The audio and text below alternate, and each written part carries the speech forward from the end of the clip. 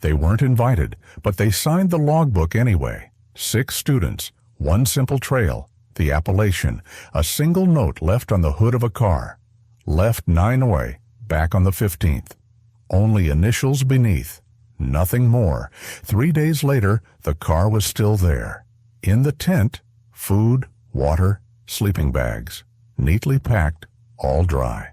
But the group itself was gone, as if they had never gone in at all. What came after were the things that shouldn't exist.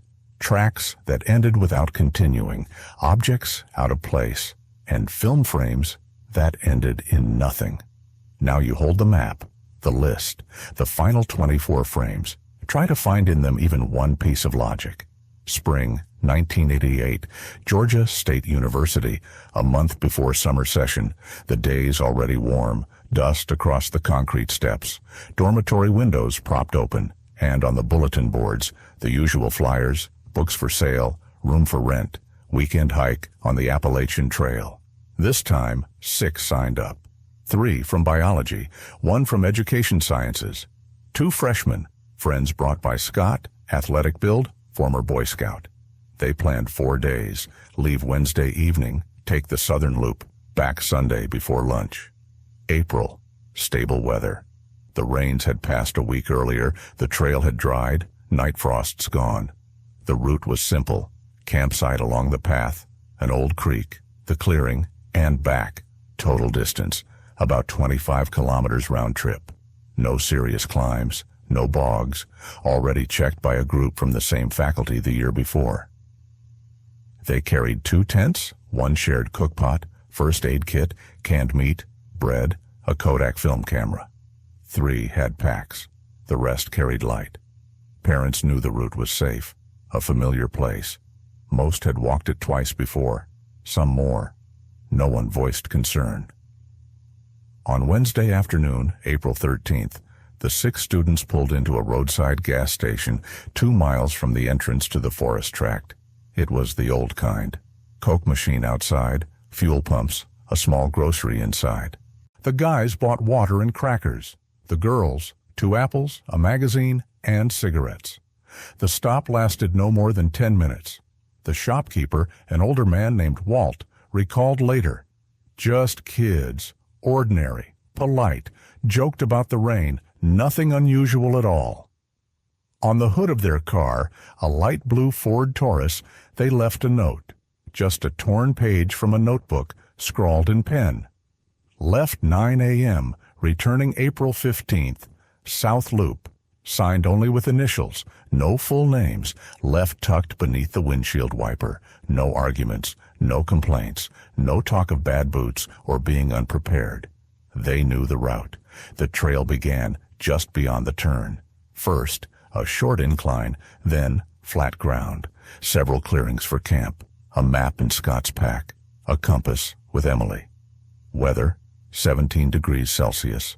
Light wind, clear skies. It was the last time anyone outside the group ever saw them. Past the fallen signpost, the trail curved into the woods, and everything beyond remained without witnesses. At the entrance to the Appalachian section of the park stood an old wooden post. Bolted to it, a metal box with a hinged lid.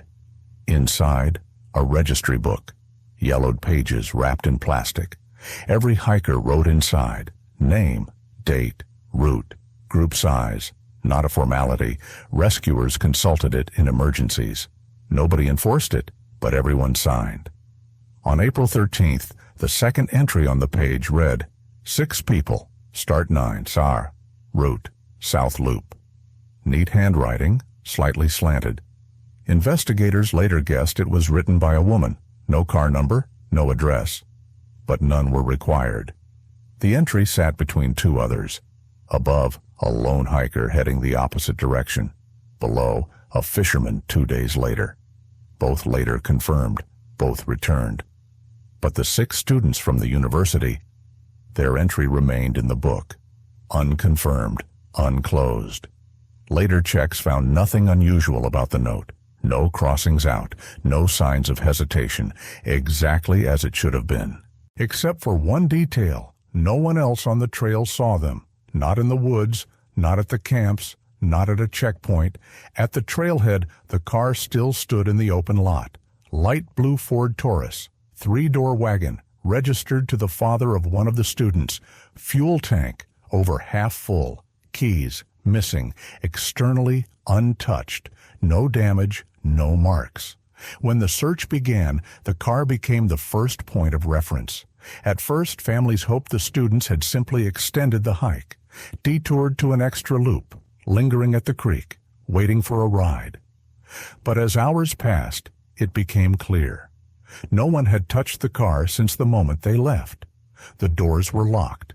Rescuers carefully entered through the driver's window. Inside, perfect order. On the back seat, a bag with packaged food, apparently left as reserve. In the glove box, documents, a driver's license, 3 student IDs, a notebook with marked routes, and a sealed roll of unused film. On the floor of the car, a neatly placed water bottle. Beneath the seat, an old cassette of lecture notes. On the dashboard, a slip of paper. Cookpot, Max, first aid kit, Emily, map, Scott. Ordinary details. Nothing missing, nothing out of place. Everything exactly as if they planned to return in 3 days, and simply never did. April 15th, Friday. The deadline. But no one came back. At first, parents weren't alarmed. Hikes run late. They might have camped another night, been slowed by rain, waited for daylight to return. It happened before, but by evening the phone calls had begun. Jonathan Robbins' father rang Emily Mason's family. Her mother answered, "No call from her. We thought she was with you." Scott's father called the university. They never showed for the Saturday club meet. Tanya Shelby's mother added, "My daughter always phoned from the payphone, even when she was late. This time, nothing."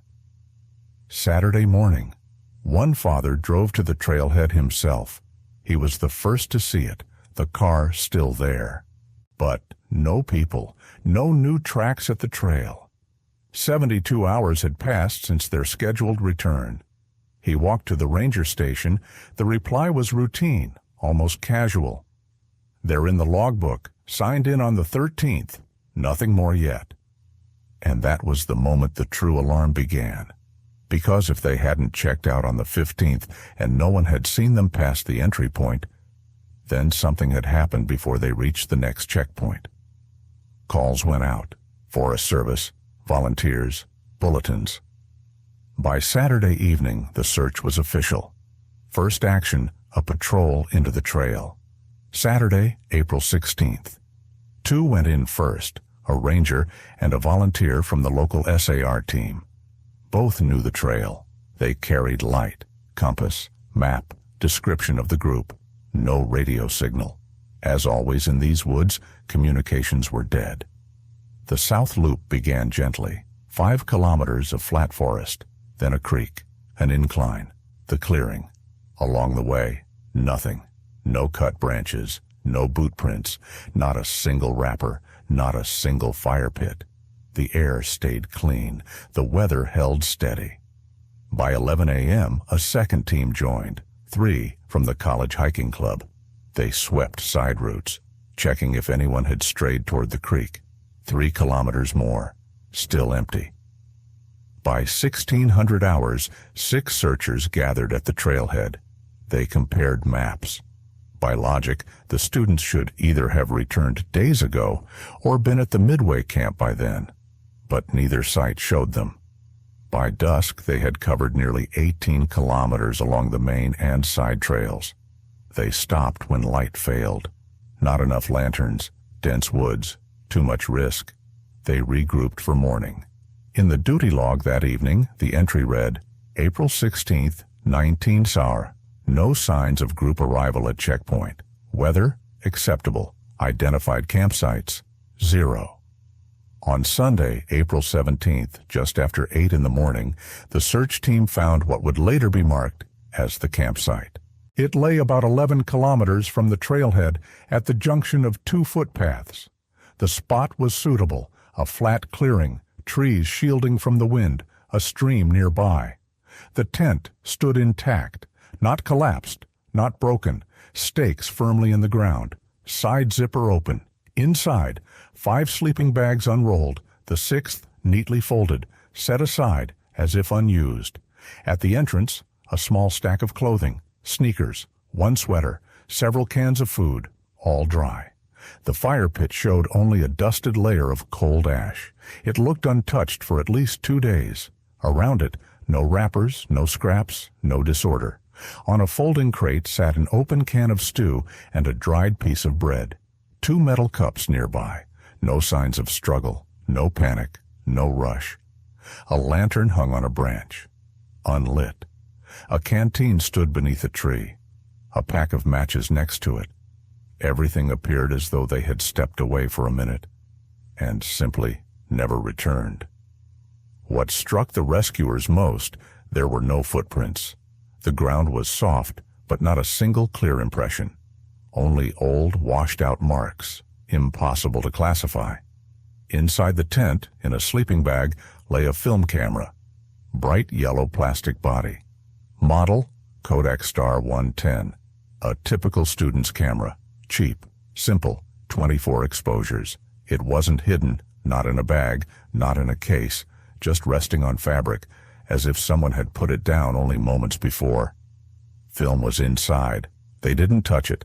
A county technician was called in to develop it. 2 days later, the photos reached investigators. The first frames were ordinary. The students around the fire. Emily with a mug. Scott pointing at the map. Someone tossing a stick into the flames. Smiles. Casual snapshots. All clearly from the first day of the hike, judging by the light, the tent's position, the clothing. But the final frames were different. From frame 15 onward, partial overexposures, blurred silhouettes, flash glare, lines streaking out of frame. Frame 22, nothing but white. Frame 23, faint, warped geometry, as if the camera had fallen sideways. Frame 24, blank. The technician later explained, "It happens when a flash fires in darkness and the camera moves, or the lens is blocked by a hand, but it can also mean someone wrenched it away, and the flash triggered just before it hit the ground." No photograph explained where the group had gone, but something about those final 3.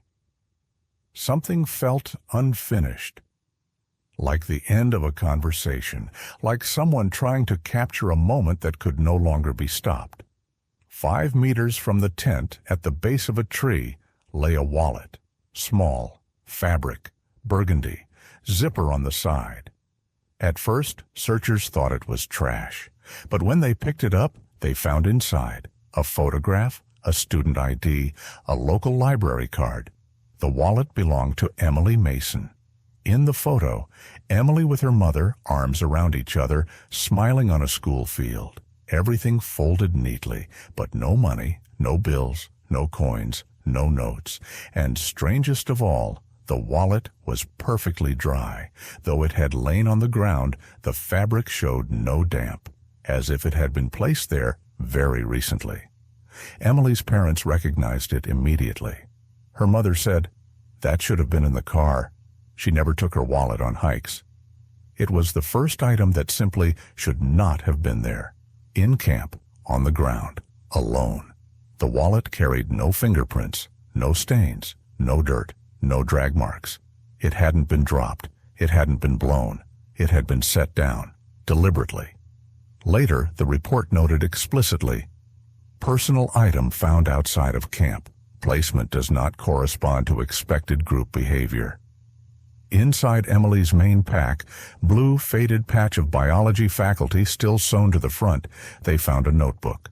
20 pages, plain gray cover, no title. It wasn't a diary, not letters, just a record book. An inventory, who carried what, how many packages, what remained after day 1. The pages were filled in neat, steady handwriting. Jonathan's father confirmed Emily always wrote this way, precise. Teacher's hand. On the first page, layout of food. On the second, the contents of the med kit. Bandages, 2. cotton, alcohol, 1 bottle, pain tablets, ointment, plasters, peroxide. And there, the writing stopped. Only the word ointment, no brand, no dosage, no detail, just ointment, and nothing more. The inventory in Emily's notebook continued: scissors, band, iodine. But no one among the parents could say what that single word, ointment, referred to. And when gear was tallied later, nothing matched the entry. Some supplies were there, others missing. The numbers never balanced.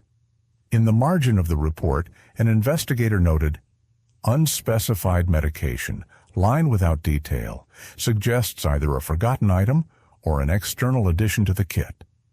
Not evidence, but another fracture in a picture that should have been simple, and wasn't.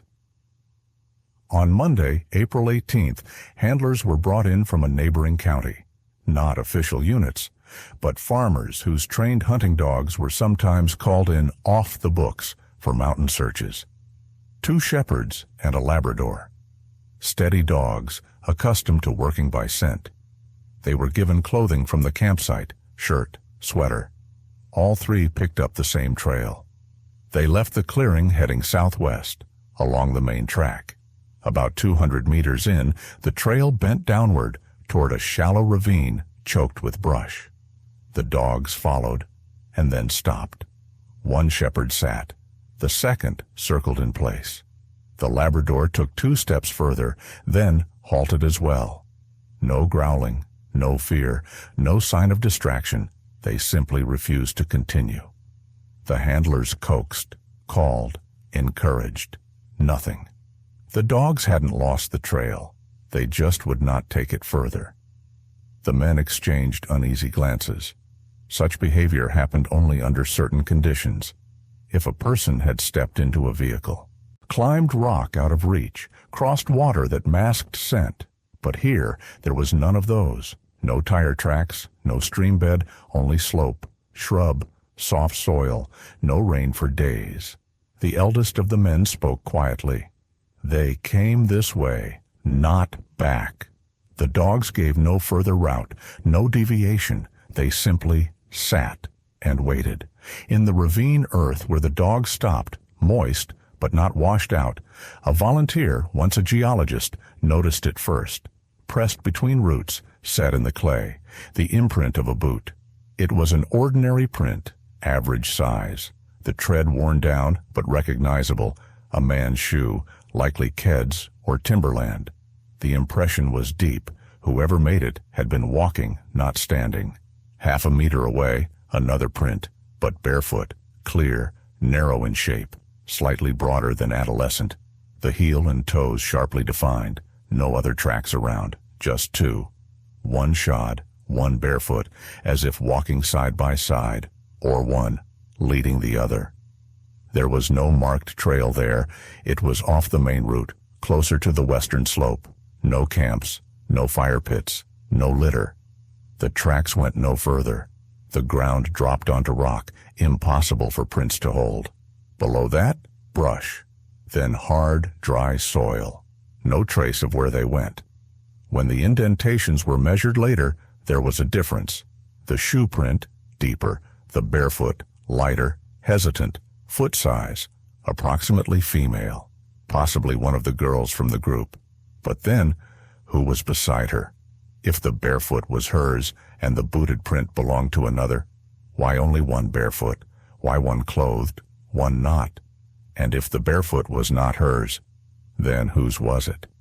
The search team lingered there longest. It was the first moment when the thought emerged.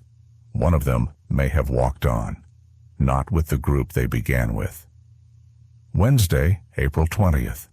One of the searchers followed the bed of a dry creek, about 1.5 kilometers south of the camp. Then he saw it, a pale shape in the grass. A human figure, female, lying on her back beneath a fir, face upward, arms straight at her sides, legs bent slightly at the knees. She wore only a shirt and trousers, no jacket, no shoes, barefoot.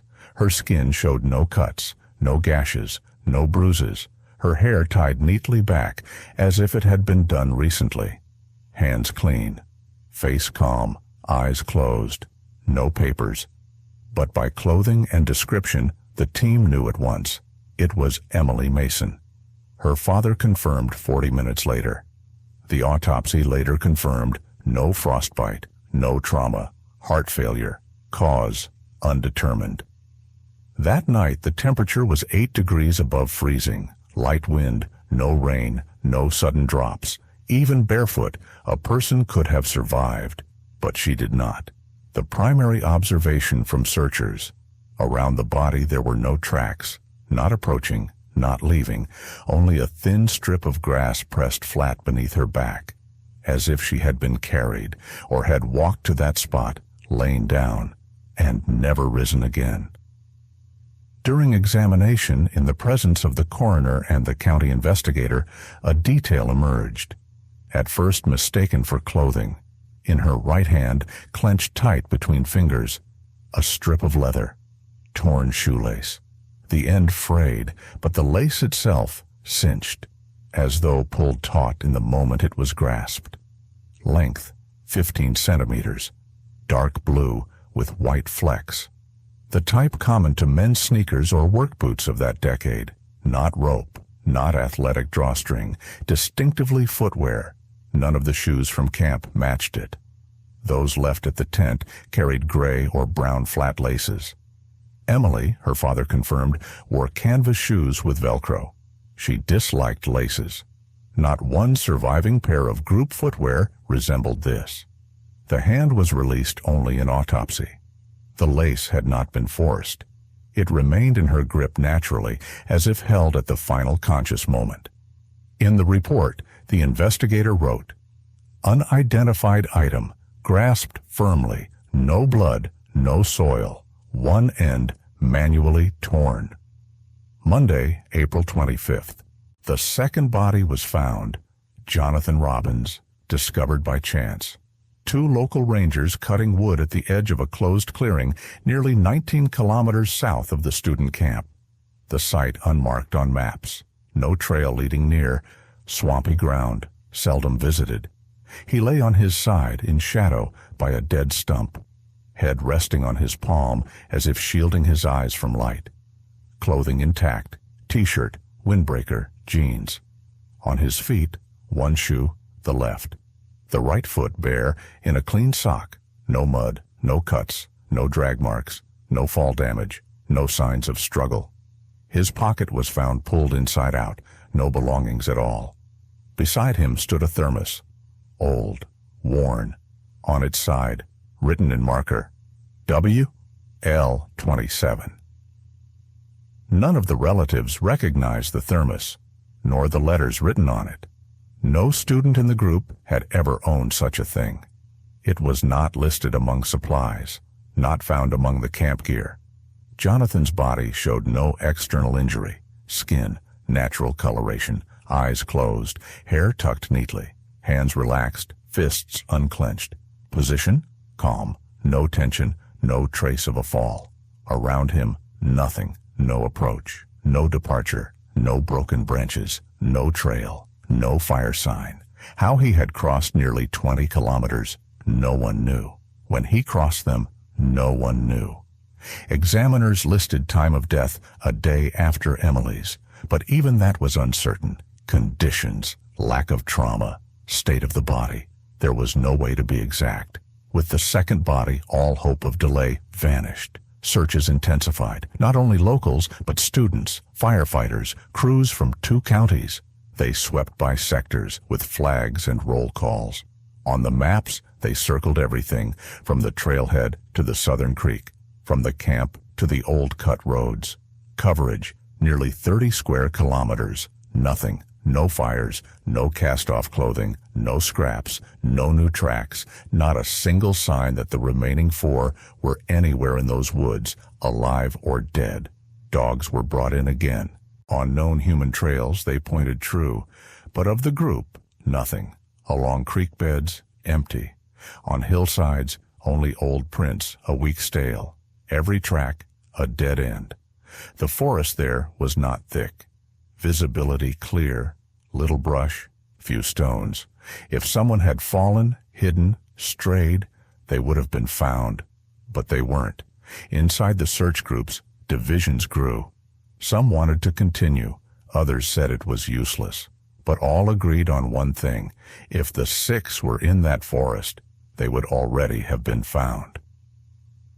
When the team circled back again to the campsite, at the 11th kilometer, where the tent still stood, one volunteer stepped aside, not searching for anything in particular, just following the line of sun through the clearing.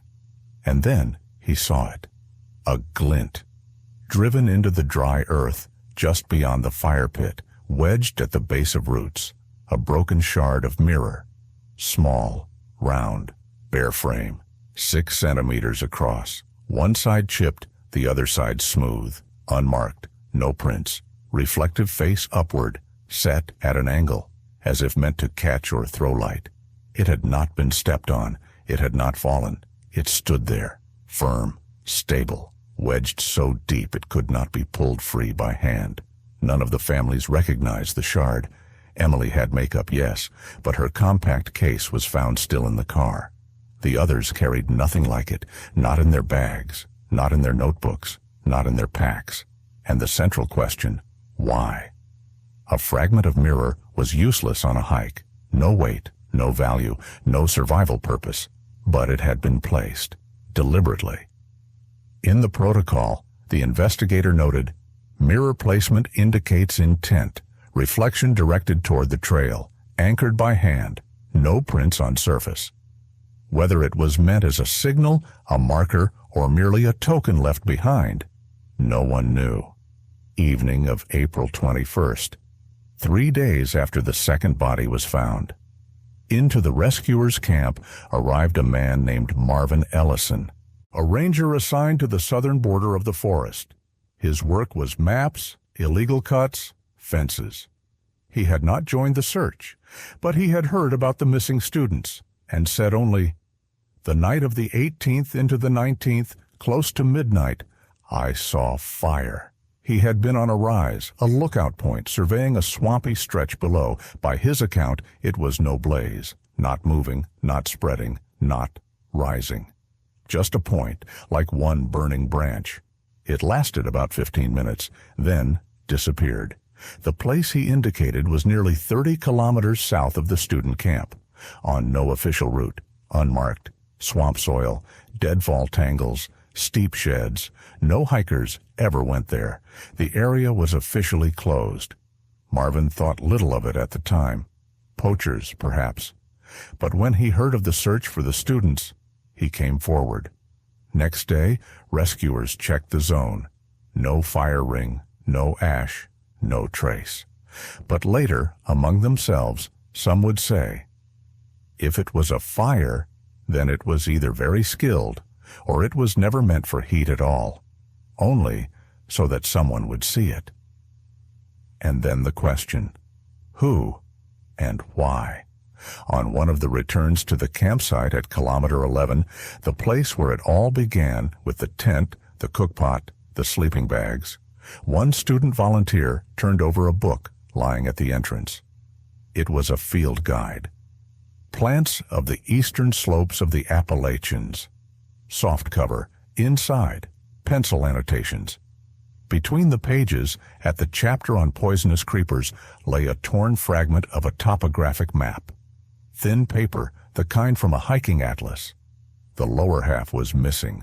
Visible only were the upper sections, streams, elevations, and marked trails. And there, clearly printed, was the South Loop, the very path the group had intended to follow. But across part of the trail, a thick black marker stroke cut through it, the section leading back to the car.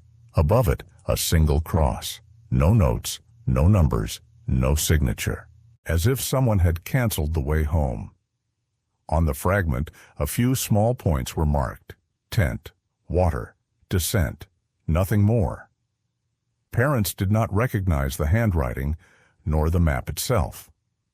According to one, such diagrams were distributed by the University Geography Department, but the group had not taken such versions.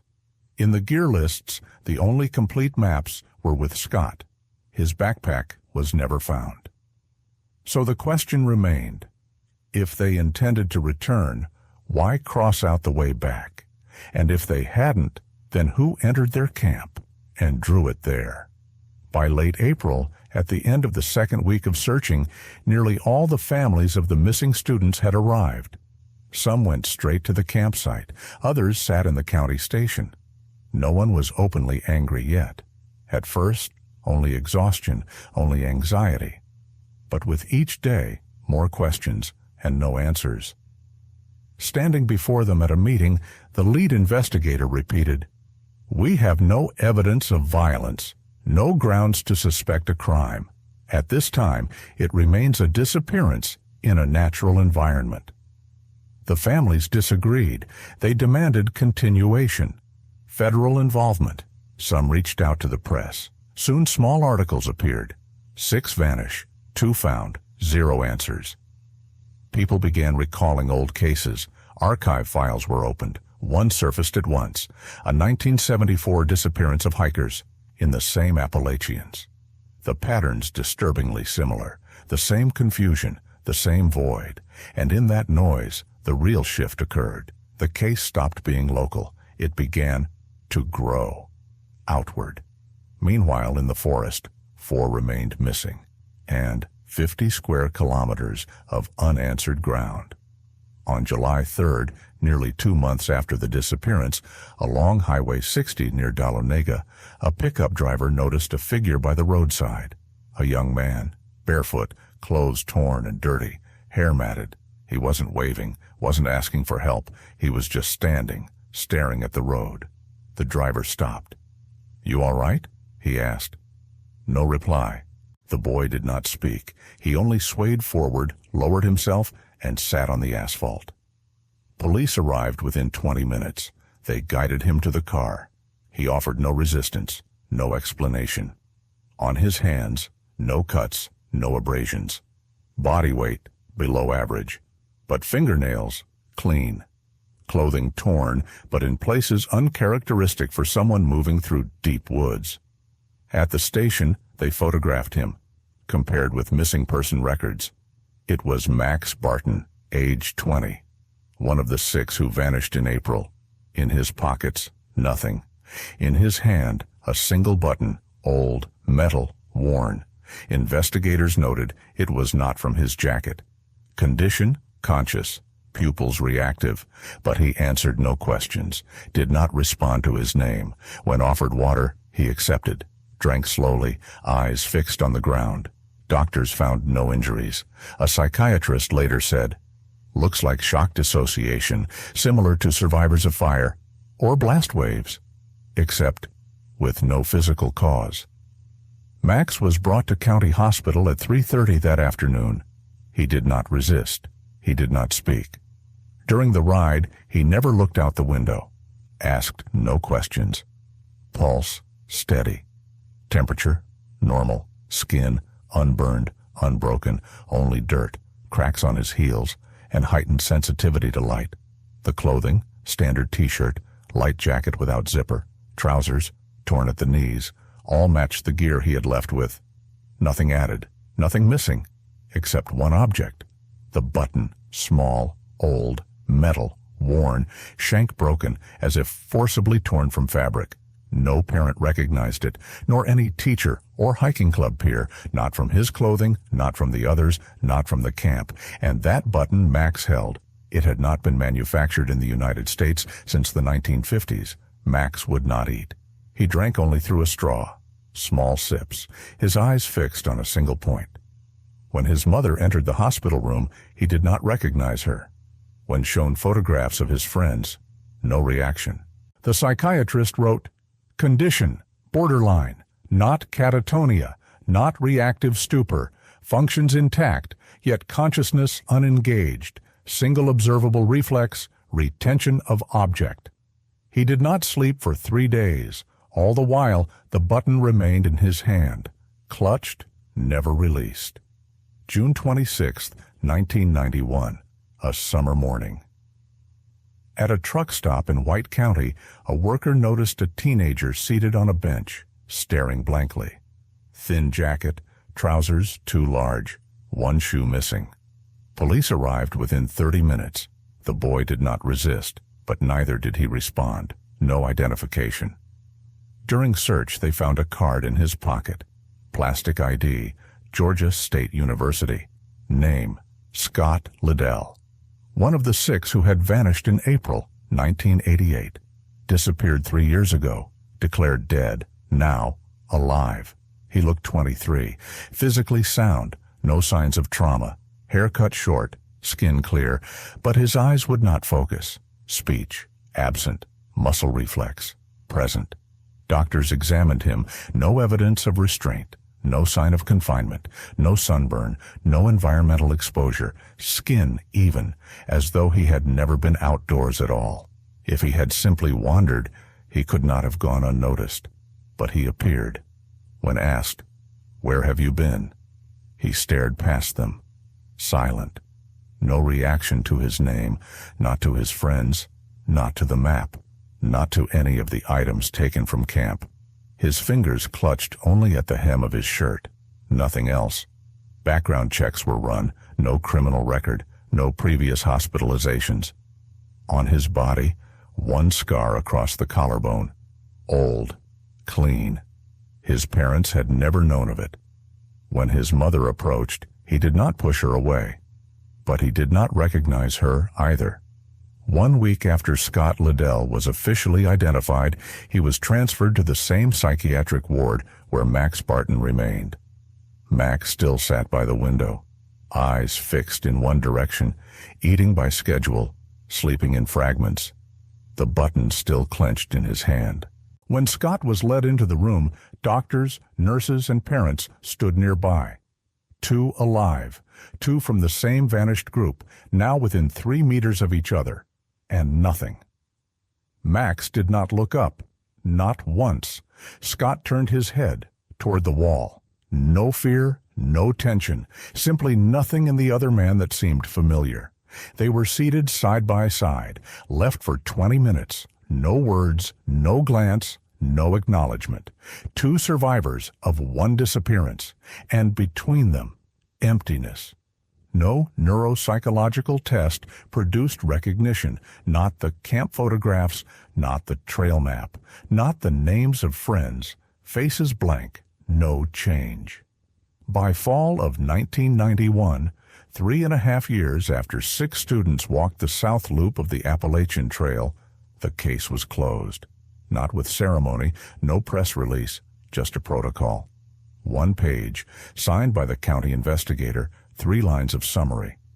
In the column marked Cause, it read, Disappearance in natural environment, no evidence of violence. 2 returned, 2 bodies recovered, 2 not found. No criminal file, no suspects, no proof of any crime, no explanation. 7 boxes of material were sent to county archives. Inside, the map, journal copies, photographs of camp, the description of the thermos, the mirror shard, the torn map fragment, and 2 items marked X, the button, the shoelace. On the last page, a simple table. Names, ages, status. For 3, recovered. For 2, not found. And, for the last, Max Barton. Condition, living. Psychological connection to events, absent. In the column marked Conclusion, only a blank line, a single dash. If you try to assemble the case whole, without rumors, without speculation, what remains are only a few fragments. A camp untouched, 2 found dead without injury, 2 returned alive without memory, and 2 gone forever. You can build any theory that something frightened them and they fled, that someone took them one by one, that there was conflict within, that they split apart, that something went wrong and they failed to regroup. But every logic collapses the moment you look at the map. Emily, 1.5 kilometers from camp. Jonathan, 19. Max, barefoot, standing on a highway. Scott, 3 years later. And the trail, nearly empty. No dirt, no exhaustion, no evidence that ties any piece to another. What's left are 3 objects. 1, a button, unknown origin. 2, a thermos marked with a code no one recognized. 3, a mirror shard driven into the ground. Deliberate. Alone. I don't believe they were murdered. I don't believe it was an accident. I believe at some point they stopped being together. One may have moved on first, another turned aside. Someone knew the path better than the rest, and perhaps they were not all from the same group. What exactly happened? I don't know, but I know this. If in a case 6 go missing and 2 return alive, yet stripped of every word, then maybe, just maybe, they were never meant to return at all.